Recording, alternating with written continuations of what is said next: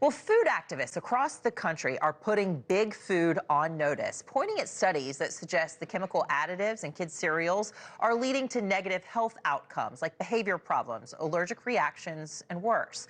So take a look at this. Here in the United States, the beloved children's cereal Trix is made out of color dyes like red 40, yellow 6, and blue 1, while over in Europe, they use natural coloring agents like vegetable and fruit juices and turmeric extract to create the colorful cereal. So why is it that here in the United States, we don't use the same, more natural ingredients?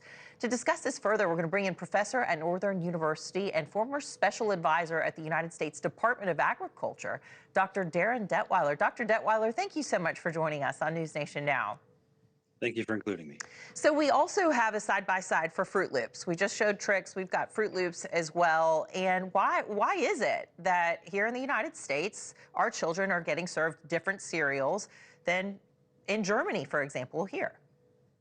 Well, essentially, in the United States, we have a program called Generally Regarded as Safe, where the industry determines what ingredients they have their own scientists determine that are safe.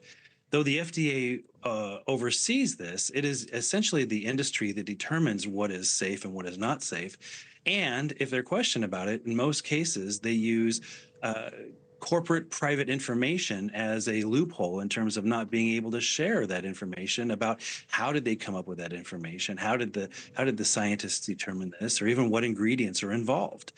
This does not exist in the European Union. There is much more regulated transparency and demand for a second level of testing and involvement in terms of what ingredients get into the products, even the ones that come from the United States. So essentially, we have companies in the United States that are making one product, but there's one version for the American consumer and there's another version for the European version, even the Canadian consumers that in many cases are considered to be more safer based on the additives and colorants that are used. Well, very often the statements that we'll get from folks at the FDA or these big food companies, they'll say, look, our products go through vigorous testing before it ends up on the market and in the mouths of kids or adults for that matter. And at the recommended serving amounts, the levels that are in there are not deemed harmful. But I mean, I think about having Fruit Loops. I could eat a half a box of that if I was really hungry, you know?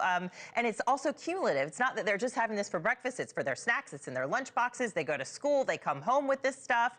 How big of a crisis do you think this really is? Not just the food dyes, but ultra-processed foods in general. There is a great deal more focus on processed foods, whether it is, where is it in terms of being low or no processing to being ultra processed. We have to realize that even foods that are considered to be very healthy, very high in protein, which is the greatest trend right now, are often ultra processed. I honestly believe that one of the most probable new kinds of labeling we will see within food in the next while will be the idea of a scale where this food product sits in terms of the level of processing.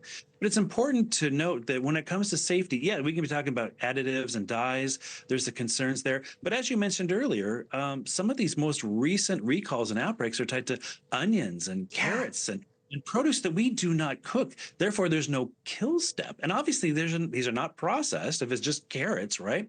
So we have to be aware that there's a growing concern around our food safety and around recalls. We've seen a significant amount of recalls. If you recall the deli meat recently, that was due to horrible sanitation failures at the place where these foods were made. So we have to start questioning, why are there more recalls and outbreaks? Is some of this due to gaps in leadership? And, what can be done in terms of better federal and state oversight to make sure that these situations are not occurring in the first place? Yeah. Thanks for watching. Go to joinnn.com to find NewsNation on your screen. And don't forget to click the red subscribe button below to get more of NewsNation's fact-driven, unbiased coverage.